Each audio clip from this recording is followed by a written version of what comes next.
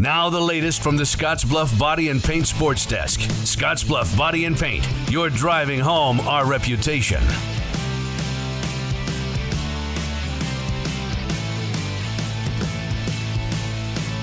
Welcome in. We're checking some early week sports, and coming off the holiday, not a ton to recap from the weekend. Let's just go ahead and get to Lincoln, where spring football is underway for the Huskers and head coach Matt Rhule. The Big Red last season finished 5-7, losing their final 4 games of the year. Defense under Tony White, the strong suit a year ago. Now the offense hoping to pick things up heading into 2024. Matt Rhule has added transfer receivers Jamal Banks and Isaiah Nayer to join some of the returners to that wide receiver room. Well, Jamal and Isaiah are veterans, but they're rookies in our system, and so I think all of them, there's a lot being thrown at them. They're all having to learn.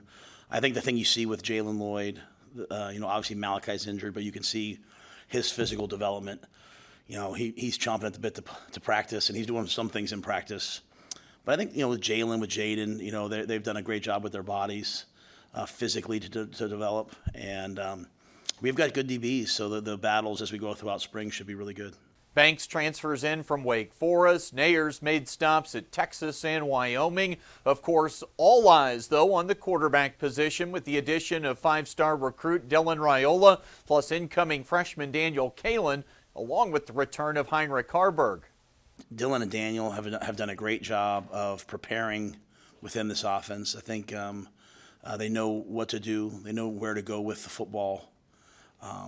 They're on time. They're savvy. They're smart. So I've been really, really pleased. I mean, you can see what a bright future they both have. And, Heinrich has done a great job of mastering, you go through last year, right? You're building for one guy, you kind of move into another. Now year 2, we know who we are, we know what we have, we know the guys. Whether it's that ultra important quarterback spot or any other position group on the team, it sure sounds like while the spring is about developing, it's already becoming a place for competition and players staking a claim to a spot in the fall. The unique thing about us, if you guys didn't see the end of practice, we literally had 3 different fields of team drills going on at once. Everybody gets reps, and we try to make them equal reps so that we can evaluate you throwing this play, this guy throwing that play. And as opposed to maybe sometimes in years past where I'm usually very just develop, worry about yourself, and I do believe in this.